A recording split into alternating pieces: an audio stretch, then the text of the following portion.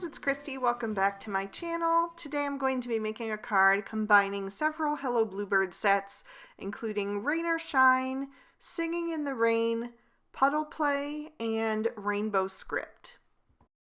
I stamped out the images that I'll be coloring on some Spectrum Noir Ultra Smooth Premium White cardstock with Lawn Fawn Jet Black ink, and I'm going to be coloring with my Copic markers. I'm going to start with the fox, and I'm going to use my favorite combo for foxes, which is YR12, YR14, and YR18.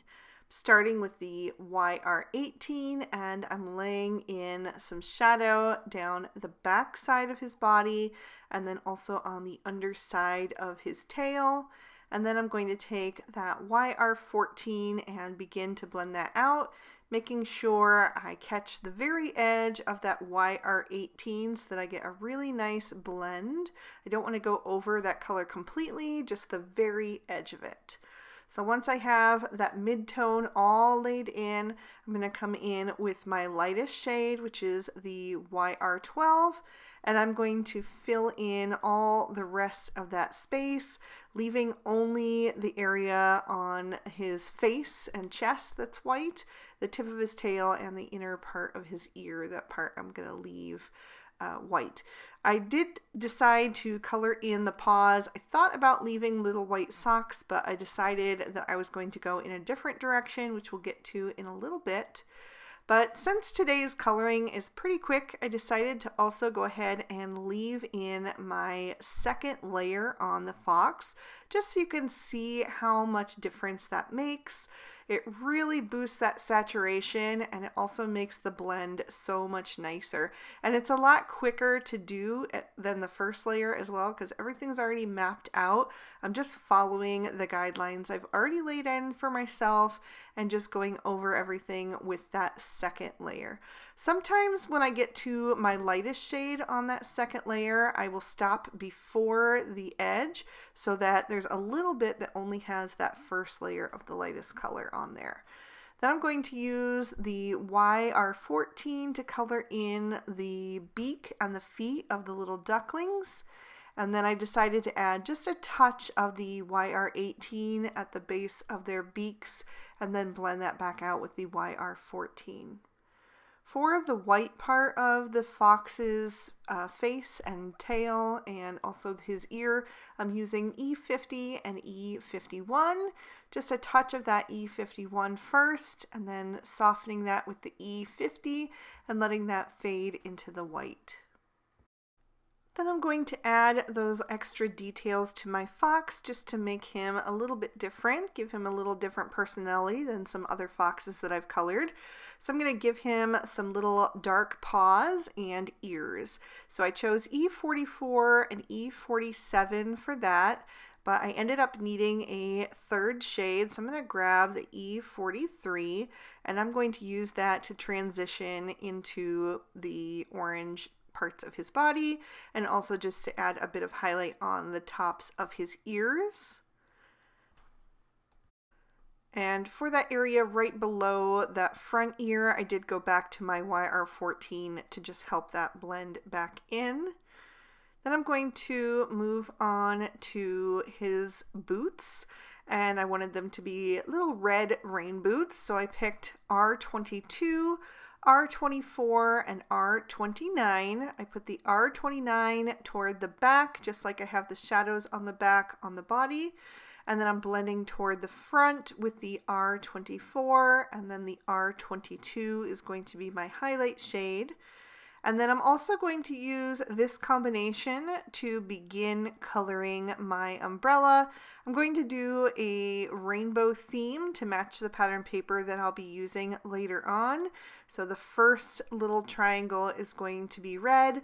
I put the R29 on both of the edges and blended toward the center so it has that nice raised look. The next section is going to be orange, but I wanted it to be a different orange than the fox, so it didn't look like it was made of his fur. So I went with some brighter oranges. I picked YR04, YR07, and YR09. I'm moving on to my yellows. I picked Y13, Y15, and Y17 because these are the brightest yellows that I own, and I really wanted this umbrella to be really vibrant. It's going to tie in with the sentiment that I'm going to be using later on. I wanted it to be a really bright and beautiful rainbow. And then I'm also going to color in my ducklings with these same shades. So I'm using the darkest, the Y17, down the backs of their bodies and also on their wings to add some definition there. And then I'm going to blend forward with the Y15, just doing all three of them at once since they're super small. And then I'll use the Y13, and I'm going to stop just short of the line on their belly and leave a little bit of white space just for something different. My next section of the umbrella is going to be green, and I wanted a yellow green to match the pattern paper once again. So I'm using YG01, YG03, and YG05. Again, just putting that darkest on the outside edges of the lines, blending toward the center. And then I'm going to keep going around. This time I'm going to do a pale aqua. And I'm using BG10, BG11, and BG13 for that. There wasn't quite enough contrast on there for me, so I did go back in and do a second layer on that one as well with the darkest two shades.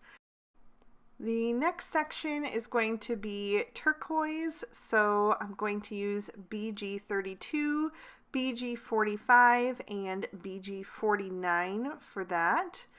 So I think that color next to the orange of the fox really pops nicely as well. So that was just lucky that it ended up that way, since orange and blue are opposites on the color wheel.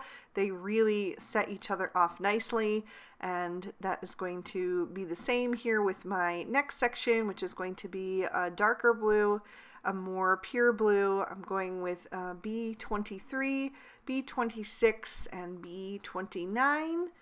So again, just blending toward the center of each little section. And then there's no purple in my pattern paper, so I'm going to skip to hot pink, and I'm going to use RV13, RV14, and RV17. And this pink has a bit of like a purplish undertone in it, so I think it does look really nice next to that darker, more French blue. And then my final section is going to be light pink, and I'm doing R00, R11, and R20. So I'll just fill in that last little triangle, and then I'm going to go back and do a little bit of a darker edge with that R20, and then I'm going to add some rosy cheeks to my fox and my three little ducklings. I just did an oval shape with the R20 and traced around the edges of that with the R11. And for some reason I thought I was done here, so I grabbed my black Sakura Jelly Roll pen and went over the eyes of my critters, and then I realized that I had not colored in the handle of the umbrella and the little metal rod that goes up, so I grabbed my C3 marker for the rod, and then I'm going to use the C5 and the C3 for the handle. I just left a little tiny bit of room for a highlight there, and now I'll trim these out with their matching dies. For my background, I'm going to take a piece of Bristol Smooth Surface cardstock, and then I'm going to tear off a strip of Post-it tape and mask off the bottom of my panel. I'm going to wrap those around to the back so it just stays on there securely. And then I'm going to be using my Lawn Fawn Cloudy Stencil and some Salvage Patina Distress Oxide Ink. Before I get to the cloud part, I wanted there to be kind of a bit of color behind. I didn't want to have white clouds because this is a rainy day scene. I wanted them to look like they were full of rain. So I'm putting some color down first with that Salvage Patina. I am doing more on the outside corners and letting there be a little bit of a soft white glow in the center there, just to draw your eye toward the center. And then I'm going to bring in some stormy sky and my cloudy stencil and begin to add on my darker clouds. So I'm making sure to start on the stencil with my mini ink blending tool and then let that color get softer as I go up toward the top or towards the next cloud formation so that I keep a little bit of that salvage patina up there. I don't want that to get completely buried under the stormy sky. But I will go back and forth between those two tools and try to create a nice blend. I'm going to try to squeeze one more cloud formation on here. I had to turn my stencil over to get one that I really wanted. I try not to have those bigger clouds be like lined up right underneath each other. So flipping your stencil over just gives you more options. So I'm going to finish up that last one and then add a bit of color to the bottom row. And then I'm going to cover up the bottom with that stencil so that I can do some splatter detail. So I'm pressing some of those two inks onto an acrylic block and then adding some water in the center. Just because there wasn't a lot of room on my Waffle Flower mini media mat to do that this time. And then I'm going to flick that color off the edge with a small paintbrush. And I got a little bit too much over on that left side, so I'm going to grab a paper towel and just blot a little bit of that up. Really easy to remove. And then I'm going to go back in with my second color, the Stormy Sky, and add some of that splatter as well. And then to add a bit of shine, I'm going to grab my Gansai Tambi Starry Colors, and I'm going to mix up this pearl color, and I'm going to splatter that on my background as well, and that's going to give me that really pretty pearlized shimmer when you tip the card. It's going to really look like rain. So I've let that dry a little bit. It's not quite dry, but I'm going to try to just avoid the top because I need to move on. So I'm going to peel off that mask and then use some hickory smoke. I'm going to come in from both sides. I just want to create a bit of a sidewalk down here for my critters to be walking around on. So I'm going to come in from both sides, again leaving that little bit of a white center, which I'm going to fill with some salvage patina because I want it to look like there's some standing water here. So I'm going to blend that on and try to keep it pretty light though. I don't want to go too bold with that color. And then I'll go back to my hickory smoke and use that one more time to darken up the edges and just help everything to look nice and blended so that, you know, it just looks like water standing on top of the sidewalk.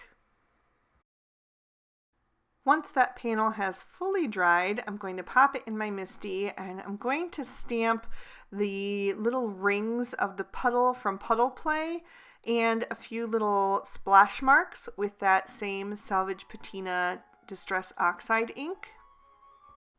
I want it to look like water, so I chose that same ink color, but I did stamp it down twice to make sure that it was clearly visible above the distress inking in the background. And then I'm going to use some VersaFine Onyx Black ink to stamp my sentiment. I'm using the one that says, "You are my rainbow on a cloudy day."